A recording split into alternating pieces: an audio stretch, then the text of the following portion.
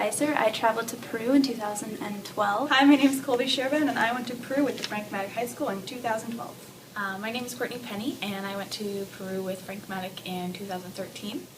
My name is Heather Brooks, and I went to Peru on the first trip that Frank-Matic High School went in 2012. Now, Peru was actually on my bucket list. It was something that I had wanted to do, and when the trip was first proposed, I thought to myself, you know what, I'm going to be on that trip. And everything just fell into place, and away I went with a group of teenagers and some teachers. And my favorite memory would have to be going to the girls' orphanage in Cusco, just because it was a really raw experience. For once, I didn't have to feel like a tourist. We were just spending time with the kids and having fun, and it was really, really nice. My favorite memory was the orphanage and dancing with the girls, just how joyful they were. My favorite part about the Peru trip would have to be the humanitarian work we did in the orphanage. It was really amazing to see how such a small effort from us had such a huge impact on the girls living there.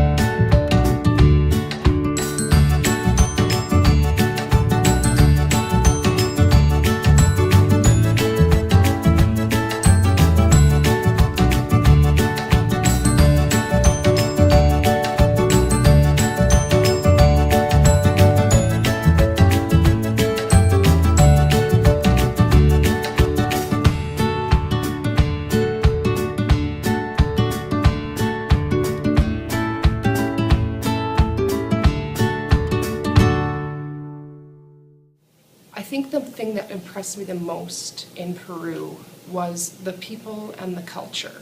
I actually learned two things while I was there in Peru. I learned that people there actually do eat alpaca. I was always told that they did, but I thought it was a joke. And I also learned that people live very high up on the mountains, and I just assumed that they lived lower down.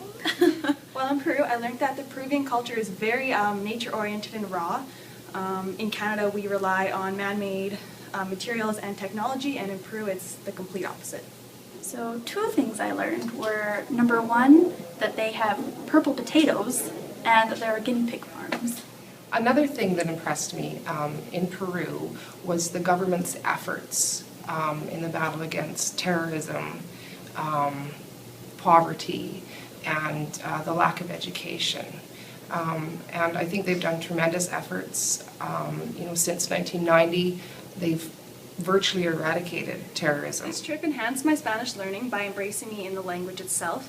Especially in the markets, you had no other choice but to use the Spanish you were taught. While we were preparing for the orphanage, Miss Laura sent me and my friend into the market to find some combs for the girls, and we had to use just Spanish because no one there spoke English, and it was awesome just to learn and know how well I could actually speak Spanish. I would absolutely recommend this trip, and I did, in fact. I went the first year, and I recommended someone who went the second year.